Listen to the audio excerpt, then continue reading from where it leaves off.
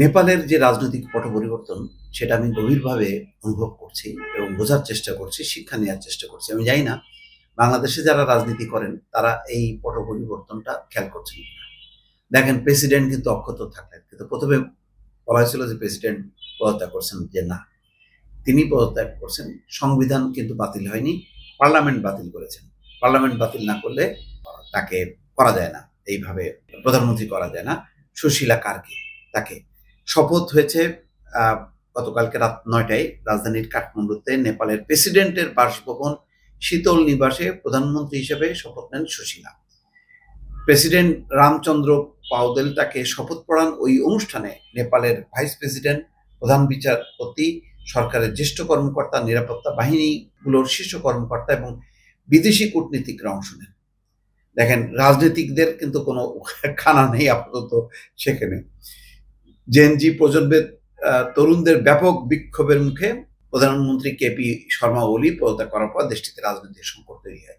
২-৩ দিন কোনো খবর নাই, পুরো অরাজক অবস্থা ছিল। অরাজক অবস্থার মধ্যেও আমি দেখলাম যে প্রথম ১ দিন ২ দিন লুটপাট হয়েছে। সেনাবাহিনী যখন নাকি হুঁশিয়ারি দিল যে ১০টার থেকে আর কোনো চলবে না, ঠান্ডা হয়ে গেল। কিন্তু খেয়াল করেন ৩ জন পুলিশ নিহত হয়েছে, ৫২ জন মারা গেছে।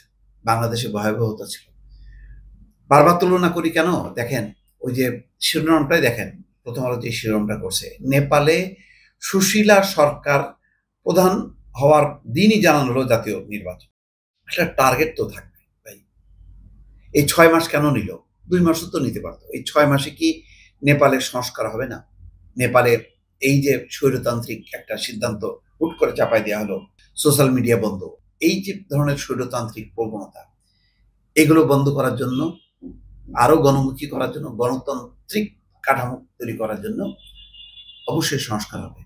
একসময় দেখেন কিছুদিন আগেও বা এখনো আমি জানি না, আবার রাজতন্ত্রে ফিরে যাওয়ার জন্য আন্দোলন ছিল। সেই জায়গার থেকে এমন একটা ঘটনা ঘটলো, সেই ঘটনার মধ্য দিয়ে কিন্তু আবার গণতান্ত্রিক প্রক্রিয়াটাই চালু হচ্ছে। অর্থাৎ সংকটে পড়লো গণতান্ত্রিক ব্যবস্থাটা, আবার সেইটাকে আরো গণতান্ত্রিক চর্চার মধ্য দিয়ে, সেখানে কিন্তু রাজার তন্ত্র চালু হয়নি বা সামরিক শাসনও জারি হয়নি। সাধারণত এইরকম ধরনের ম্যাসাকারে সামরিক শাসন জারি হলেও কিন্তু মানুষ অখুশি হয় না, কিন্তু তা না। সেটা সেই বেসরকারি সরকার, অর্থাৎ অন্তর্বর্তী একটা সরকার নিল সুশীলা কার্কি। সুশীলা কার্কিকে কেন বেছে নেওয়া হলো? দেখেন এখানেও একটা চেতনা, রাজনৈতিক পট পরিবর্তন, যে সে দুর্নীতি বিরোধী, তার একটা কঠোর অবস্থান আছে, যেই কারণে তাকে ১ বছর তিনি ছিলেন প্রধান বিচারপতি, পরে তিনি স্বেচ্ছায় পদত্যাগ করেছেন। কিন্তু তার আগে তাকে অভিশংসনের জন্য চেষ্টা করা হয়েছিল, কিন্তু সেটা সম্ভব হয়নি। সুশীলা কার্কিও মাথা নত করেনি এবং তখন ওই প্রধান বিচারপতিকে রক্ষার ব্যাপারে ব্যাপক একটা বিক্ষোভ বা রাজনৈতিক পরিস্থিতি তৈরি হয়েছিল, যার ফলে অভিশংসনের ওই সিদ্ধান্ত থেকে পিছু হতে বাধ্য হয় ক্ষমতাসীনরা। তো এই যে এই বিষয়গুলি, প্রথম কথা হলো যে প্রথম দিনই নির্বাচনের তারিখটা, সময়টা একদম তারিখ সহ আমাদের দেখেন এখনো পর্যন্ত ১৫ই ফেব্রুয়ারির মধ্যে নির্বাচন, ফেব্রুয়ারির প্রথম ভাগে নির্বাচন। কেন বলে ভাই, ৬ মাস আছে তো। ওদেরও দেখেন আজকে ওরা বলতেছে ৬ মাস, আর আমরা এখনো বলতে পারিনি যে হিসাব করলে ৫ মাস পর নির্বাচন হবে। সেই তারিখটা আমরা এখনো বলতে পারতেছি না। কি দুর্ভাগ্য! বললে কি এমন মহাভারত অশুদ্ধ হবে, অথচ বলতেছে নির্বাচনের কোনো বিকল্প নেই, নির্বাচন আমাদেরকে করতেই হবে। অথচ এখনো পর্যন্ত রাজনৈতিক দলগুলোর মধ্যে এই নানা রকম মানে ছুতা নাতায়, এটা করতে হবে ওটা করতে হবে, এই সমস্ত করে নির্বাচনটা ঠিক নিশ্চিত এটা কেউ জানে না।